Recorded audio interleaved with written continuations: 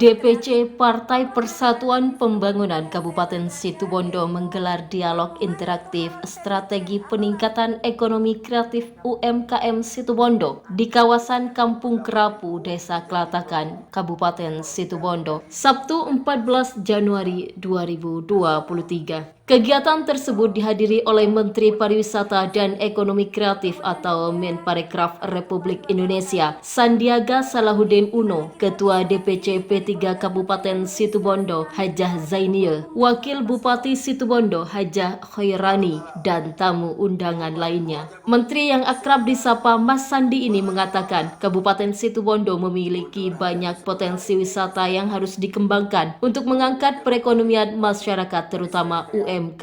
Pantauan di lapangan, beberapa peserta mengeluhkan sulitnya produk UMKM khususnya produk santri dalam mengurus dan mendapatkan sertifikasi halal. Pak, ini menurut panjenengan Pak, wisata Kerapu gimana ini Pak? Oh, ini luar biasa. Saya lihat BUMDes berkarya ini setelah sukses dengan Kampung Blekok, juga punya Kampung Kerapu ini.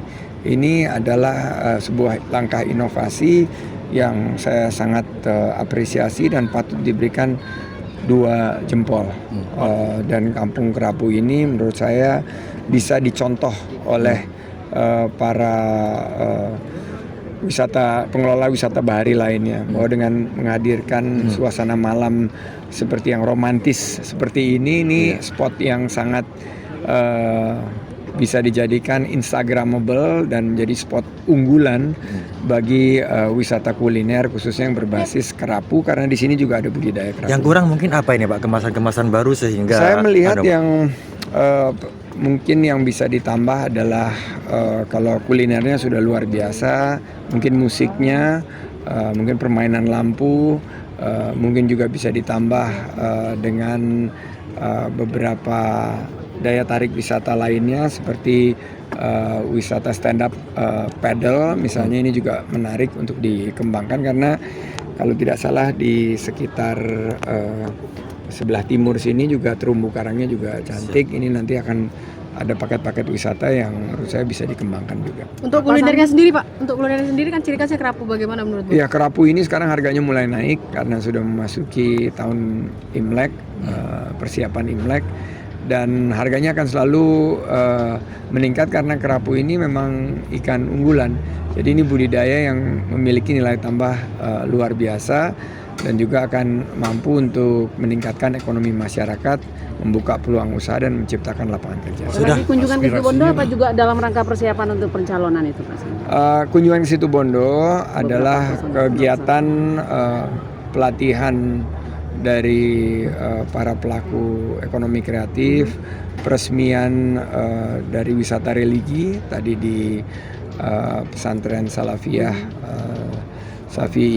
Sukorejo, dan malam ini atas undangan dari pelaku ekonomi kreatif kita menggelar seminar interaktif. Jadi apa aspirasi yang disampaikan nanti tentunya ditampung dan disampaikan, karena kita hanya bisa menyerap aspirasi masyarakat dan kita harus hadir untuk bisa memberikan solusi dan motivasi. Itu tugasnya kami di kementerian. Nah, tentu aspek politiknya ada karena kita sudah memasuki tahun-tahun politik. Ini yang nanti akan menjadi ranah dan kewenangan dari para pimpinan partai politik. Pasca Covid, Pak Sandi, kunjungan wisatawan mancanegara seperti apa Pak Sandi? Wisatawan mancanegara pasca Covid sekarang meningkat tajam. Ini berkat kerja keras kita semua. Target tahun ini 7,4 juta wisatawan mancanegara di target optimis. Kita harapkan bisa menjadi pemicu terciptanya pelaku-pelaku ekonomi kreatif yang bisa meluaskan usaha mereka dan membuka peluang kebangkitan ekonomi untuk kesejahteraan rakyat. Sementara itu, Ketua DPC P3 Kabupaten Situbondo, Hajah Zainie, mengatakan bahwa Kabupaten Situbondo siap untuk mendukung Sandiaga Salahuddin Uno sebagai Capres 2024. Hal tersebut muncul dari para masyaikh dan ulama dan juga seluruh pengurus ranting PAC dan DPC P3 Kabupaten Situbondo saat dialog interaktif strategi peningkatan UMKM di Kabupaten Situbondo. Pak Baidisen semua yang terjadi di forum acara itu semuanya natural. Bahwa kemudian sebelum acara ini Mas Sandi itu juga silaturahim kepada kiai-kiai, kemudian tadi doa-doa yang baik itu juga disampaikan oleh para kiai, teriakan-teriakan Sandi Presiden itu disampaikan oleh teman-teman struktur dan kader, itu adalah bentuk suara grassroots. Maka saya sebagai Ketua DPC P3 mewakili suara P3 Kabupaten Situbondo sangat mengharap bagaimana suara grassroots ini kemudian bisa menjadi pertimbangan bagi DPP Partai Persatuan Pembangunan untuk menentukan persiapan untuk the next 2024.